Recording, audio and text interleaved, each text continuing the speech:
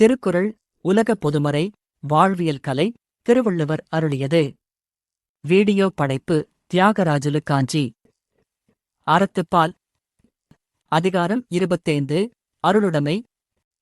அதிகாரம் 25 அருளுடைமை கம்பேஷன். திருக்குறள் 241 முதல் 250 வரை. திருக்குறள் 241. அருட்செல்வம் செல்வத்துள் செல்வம் பொருட்செல்வம். போரியார் கண்ணம் உளல். முன்னுரை. மனித வாழ்க்கைக்கு பொருள் தேவைதான் என்றாலும் அதைவிட உயர்ந்த உன்னதமான செல்வம் எது என்பதை உலகிற்கு உணர்த்தும் முகமாக இந்த அதிகாரத்தின் முதல் குறளாக வள்ளுவர் இதை அமைத்துள்ளார். தமிழ் சுருக்கம். உலகில் உள்ள அனைத்து செல்வங்களுள்ளும் மிகச் சிறந்த செல்வம் அருளாகிய செல்வமே ஆகும். ஏனென்றால் சாதாரண பொருட்செல்வம் என்பது இழிவான குணம் உடைய கீழ்மக்களிடத்திலும் கூட இருக்கக்கூடும். English summary. The wealth of compassion is the greatest of all wealth, because material wealth can be possessed even by the basest of people. விரிவான பகுப்பாய்வு. அருட்செல்வம் உயிர்கள் மேல் காட்டும் கருணையினால் வரும் ஆன்ம திருப்தியும் உயர் பண்பும். செல்வத்துள் செல்வம் செல்வங்களிலேயே தலையாய செல்வம். இலக்கண நயம். சொற்பொருள் பின்வரு நிலையணி. செல்வம் என்ற சொல் மீண்டும் மீண்டும் வந்து வெவ்வேறு சிறப்பை குறிக்கிறது. போரியார் அறிவிலும் ஒழுக்கத்திலும் தாழ்ந்த கீழ்மக்கள், இழிகுணத்தவர், கண்ணும் உள அவர்களிடத்திலும் இருக்கக் காண்கிறோம். பொருட்செல்வம் ஈட்டுவதற்கு நற்குணங்கள் தேவையில்லை, தீயவர்களிடமும் அது சேரலாம். ஆனால் அருட்செல்வம் தூய உள்ளம் கொண்டவர்களிடம் மட்டுமே நிலைக்கும். கருத்து மையக் கருத்து. பொருட்செல்வத்தை விட அருட்செல்வமே மனிதனை உயர்த்துவதால் அதுவே உண்மையான செல்வம். விளக்கம். அன்றாட வாழ்வில் பணம், காசு, சொத்து, சுகம் உள்ள பலரை நாம் பார்க்கிறோம். ஆனால் அவர்களிடம் இரக்க குணம் இல்லை என்றால் சமூகம் அவர்களை மதிக்காது. பணம் திருடர்களிடமோ ஏமாற்றுபவர்களிடமோ கூட தற்காலிகமாகப் பெருகலாம்.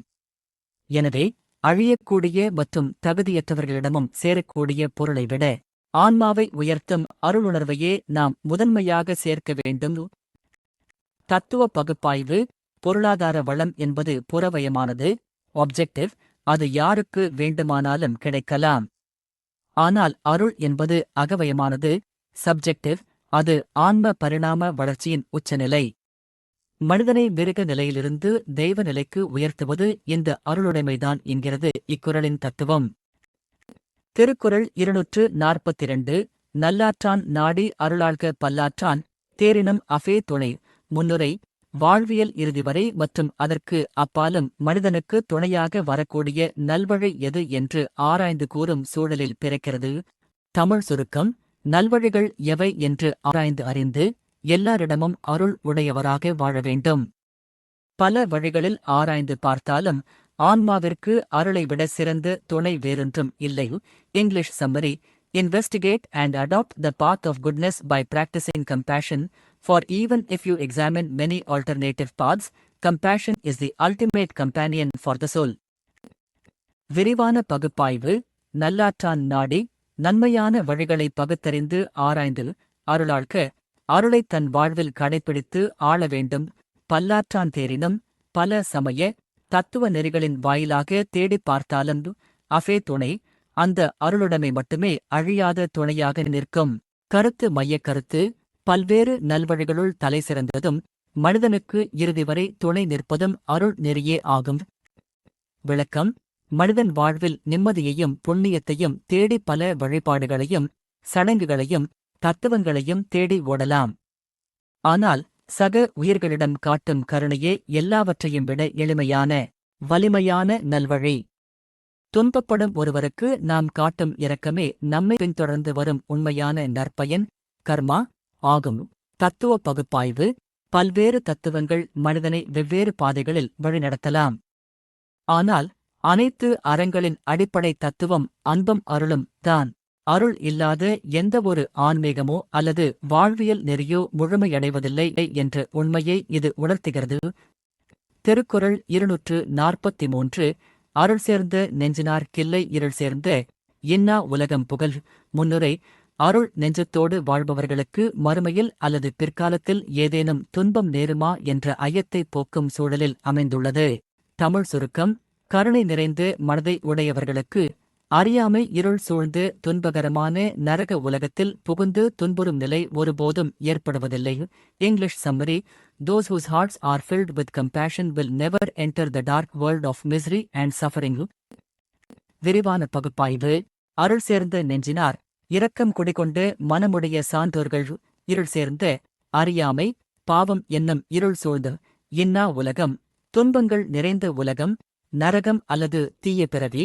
புகழ் இல்லை, அங்கே செல்வதோ அல்லது தஞ்சமடைவதோ இல்லை. கருத்தத்து மையக் கருத்து: கருணையுள்ளம் கொண்டவர்களுக்கு எக்காலத்திலும் துன்ப உலக பிரவேசம் கிடையாது. அவர்களுக்கு நன்மையே விளையும். விளக்கம்: யாரிடத்தில் இரக்க உணர்வு இருக்கிறதோ அவர்கள் பிறருக்கு தீமை செய்ய மாட்டார்கள். தீமை செய்யாத போது தீய விளைவுகள் அவர்களை தேடி வராது. அன்றாட வாழ்வில் பிறர் துன்பம் கண்டு உருகி உதவும் மனிதர்கள் மன அமைதியுடன் வாழ்வதோடு அவர்களின் மறைவிற்குப் பின்னும் நற்கதியையே அடைவர் என்பது பொதுவான வாழ்வியல் நம்பிக்கையு. தத்துவ பகுப்பாய்வு. வினைப்பயன் லா ஆஃப் கர்மா தத்துவத்தின்படி ஒருவன் விதைப்பது எதுவோ அதையே அறுவடை செய்வான்.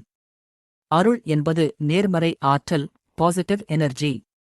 அந்த ஆற்றலை தன் நெஞ்சில் கொண்டவனுக்கு துன்ப உலகங்கள் என்னும் எதிர்மறைவுகள், நெகட்டிவ் ரில்ம்ஸ், ஒருபோதும் வாய்க்காது. திருக்குறள் 244. மன்னுயிர் ஓம்பி அருளாழ்வார்க்கு இல்லென்ப தன்னுயிர் அஞ்சும் வினை. முன்னுரை: அருள் குணத்தோடு வாழ்பவர்களுக்கு இவ்வுலகில் மரண பயமோ அல்லது இதர பயங்களோ ஏற்படுமா என்ற கேள்விக்கு விடையளிக்கும் சூழல். தமிழ் சுருக்கம்: உலகில் நிலை பெற்றுள்ள உயிர்களைக் காப்பாற்றி அவற்றின் மீது கருணை கொண்டு வாழ்பவர்களுக்கு அவர்களின் சொந்த உயிர் அஞ்சி நடுங்கும்படியான எந்த ஒரு துன்ப வினையும் வராது என்று பெரியோர் கூறுவர். English summary: Those who protect and cherish all living beings with compassion will never experience any terrifying deeds that cause fear to their own soul. விரிவான பகுப்பாய்வு.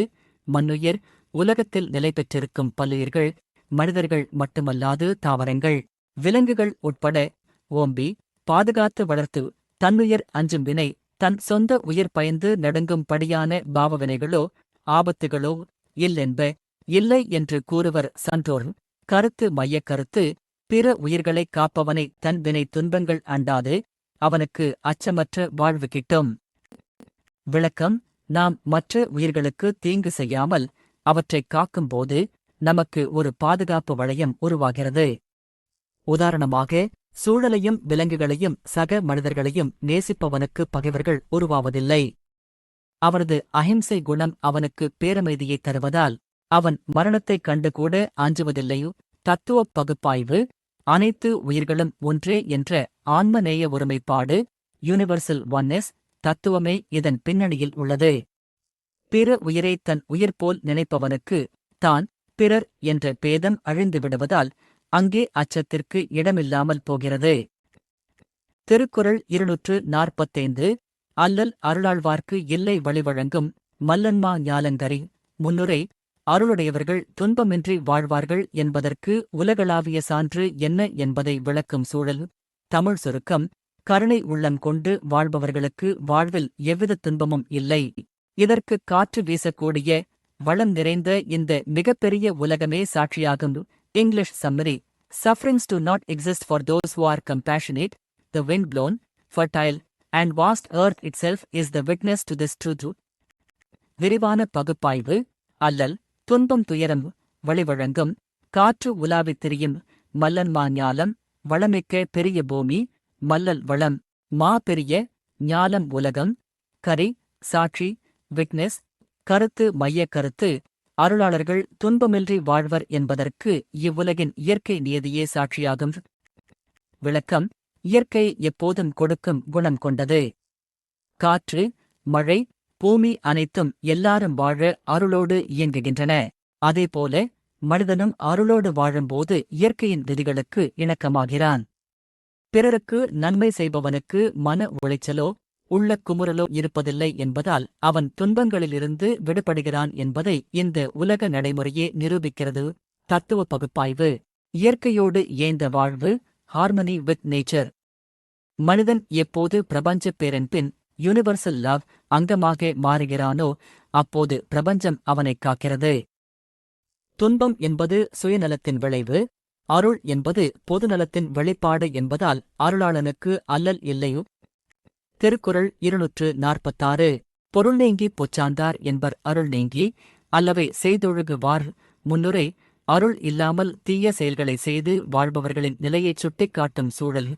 தமிழ் சுருக்கம். மனதில் கருணை இல்லாமல் தீய செயல்களை செய்து வாழ்பவர்கள் தங்களின் உண்மையான ஆன்ம பொருளை, நன்மையை இழந்து கடமையை மறந்து வாழ்பவர்கள் என்று அறிஞர்கள் கூறுவர். English summary. Those who lack compassion and commit evil deeds are said to have lost their true purpose of life and are living in utter forgetfulness of virtue. விரிவான பகுப்பாய்வு. பொருள் நீங்கி வாழ்வியல் உண்மையான விழுமியங்களை, அறநெறியை இழந்து பொச்சாந்தார் கடமை மறந்தவர்கள், மயக்கத்தில் இருப்பவர்கள். அருள் நீங்கி இரக்க உணர்வை விடுத்து அல்லவை செய்தொழுகுவார். அறமல்லாத தீய செயல்களை செய்து வாழ்பவர்கள். கருத்து மையக் கருத்து. அருளின்றி தீமை செய்வோர் வாழ்வியல் உன்னத பொருளை மறந்த ஏமாளிகள் ஆவர். விளக்கம். அன்றாட வாழ்வில் சுயநலத்திற்காக பிறரை ஏமாற்றியோ துன்புறுத்தியோ வாழ்பவர்கள் தங்களை புத்திசாலிகள் என்று நினைத்துக் கொள்ளலாம். ஆனால் வள்ளுவர் அவர்களை பொச்சாந்தார், மறதி உடையவர்கள், ஏமாந்தவர்கள் என்கிறார். ஏனென்றால் அவர்கள் தற்காலிக லாபத்திற்காக தங்கள் ஆன்மாவின் தூய்மையையும் நிரந்தர நற்பெயரையும் இழந்து கொண்டிருக்கிறார்கள் என்பதை அறியாத மயக்கத்தில் உள்ளனர். தத்துவ பகுப்பாய்வு. இங்கு பொருள் என்பது வெறும் பணத்தை குறிக்கவில்லை, மனிதப் பிறவியின் உண்மையான நோக்கமாகிய மெய்ப்பொருளை குறிக்கிறது.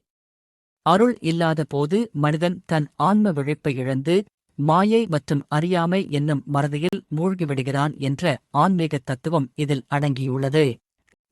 திருக்குறள் 247. அருளில்லார்க்கு அவ்வுலகம் இல்லை பொருளில்லார்க்கு இவ்வுலகம் இல்லாகி யாங்கு. முன்னுரை. பொருட்செல்வத்திற்கும் அருட்செல்வத்திற்கும் உள்ள உலகியல் மற்றும் ஆன்மீக தொடர்பை ஒப்பிட்டுக் காட்டும் மிகத் தெளிவான சூழல். தமிழ் சுருக்கம். பணம், பொருட்செல்வம் இல்லாதவர்களுக்கு இவ்வுலக வாழ்க்கை இன்பமாக அமையாது. அதைப் போலவே அருள், கருணை இல்லாதவர்களுக்கு அந்த மறு உலகமாகிய ஆன்மீக நல்வாழ்வு அமையாது. English summary. Just as this world does not belong to those without material wealth, the next world, spiritual bliss, does not belong to those without compassion. விரிவான பகுப்பாய்வு. பொருளில்லார்க்கு இவ்வுலகம் இல்லை. பணம் இல்லாதவனால் இவ்வுலகில் அன்றாட தேவைகளை நிறைவு செய்து வாழ முடியாது என்பது உலக நியதி. அருளில்லார்க்கு அவ்வுலகம் இல்லை. அருள் இல்லாதவனுக்கு உயர்ந்த மறுமை உலகமோ அல்லது ஆன்ம அமைதியோ கிடைக்காது. இலக்கண நயம். உவமையணி. இவ்வுலகை வைத்து அவ்வுலகை விளக்குதல். கருத்து மையக் கருத்து. இவ்வுலக வாழ்விற்கு பொருள் எவ்வளவு முக்கியமோ அவ்வளவு முக்கியம் ஆன்ம மறு உலக வாழ்விற்கு அருள். விளக்கம். பணம் இல்லை என்றால் சமூகத்தில் மதிப்பிருக்காது, பசியை ஆற்ற முடியாது, லௌகீக வாழ்க்கை நடத்த முடியாது என்பது நமக்கு தெரியும். அதேபோல ஒருவரிடம் எவ்வளவுதான் பணம் இருந்தாலும் அவரிடம் இரக்கம் இல்லை என்றால் அவருக்கு மன அமைதியோ மரணத்திற்குப் பின் நற்கதியோ கிடைக்காது. இரண்டு உலகிற்கும் இரண்டு தேவைகள் சமமாக வலியுறுத்தப்படுகின்றன. தத்துவ பகுப்பாய்வு. வள்ளுவர் இம்மை, இவ்வுலகம், மறுமை, அவ்வுலகம் இரண்டையும் சமன்படுத்துகிறார். பொருள் என்பது உடலுக்கானது, அருள் என்பது ஆன்மாவிற்கானது. உடல் வாழ பொருள் தேவை, ஆன்மா உய்ய அருள் தேவை என்ற சமநிலை தத்துவத்தை இது போதிக்கிறது. திருக்குறள் 248. பொருளற்றார் பூப்பர் ஒருகால் அருளற்றார் அற்றார்மற்றாதல் அரிது. முன்னுரை. பொருளை இழந்தவர்களுக்கும் அருளை இழந்தவர்களுக்கும் உள்ள மீள் வாய்ப்புகளை, ரிகவரி, பற்றிப் பேசும் சூழல். தமிழ் சுருக்கம். பொருளை இழந்த ஏழைகள் ஒரு காலத்தில் உழைப்பினால் மீண்டும் செல்வந்தராகி பொலிவு பெற முடியும். ஆனால் அருளை இழந்து போனவர்கள் முற்றிலும் அழிந்தவர்களே ஆவர். அவர்கள் மீண்டும் சீரடைவது மிகவும் கடினம். English summary. Those who lose material wealth may prosper again sometime, but those who lose compassion are utterly ruined, and it is rare for them to recover. விரிவான பகுப்பாய்வு. பொருளற்றார் பூப்பர் ஒருகால். வறுமையில் வாடுபவர்கள் கூட காலச்சக்கரத்தின் சுழற்சியால் அல்லது உழைப்பால் ஒரு காலத்தில் மலர, செல்வச் செழிப்பு பெற முடியும். அருளற்றார் அற்றார், ஆனால் கருணையற்றவர்கள் எல்லாவற்றையும் இழந்தவர்களே ஆவர். மற்றாதல் அரிது. அவர்கள் மீண்டும் மனித பண்பிற்கு திரும்புவதோ உயர்வதோ அரிது. கருத்து மையக் கருத்து. பொருளாதார வறுமையை விடக்கூடியது அருளாகிய பண்பாட்டு வறுமையே ஆகும். விளக்கம். வியாபாரத்தில் நஷ்டமடைந்த ஒருவர் உழைத்து மீண்டும் பணக்காரர் ஆகிவிடலாம்.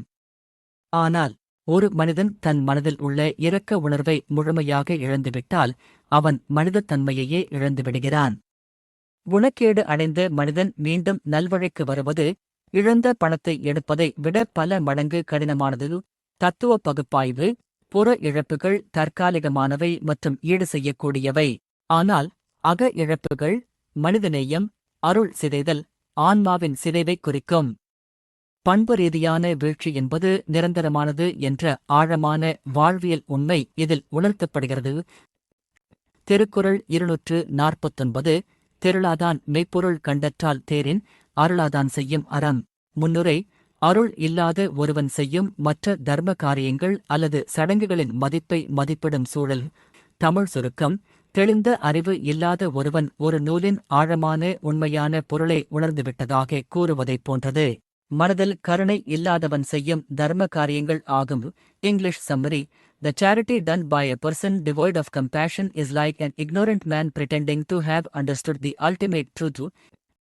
விரிவான பகுப்பாய்வு: தெருளாதான் மயக்க உளைச்சல் கொண்ட தெளிவற்ற அறிவிலி மெய்ப்பொருள் கண்டற்றால் அவன் உயர்ந்த தத்துவ பொருளைக் கண்டறிந்ததாக கூறுவது போல போலித்தனம்.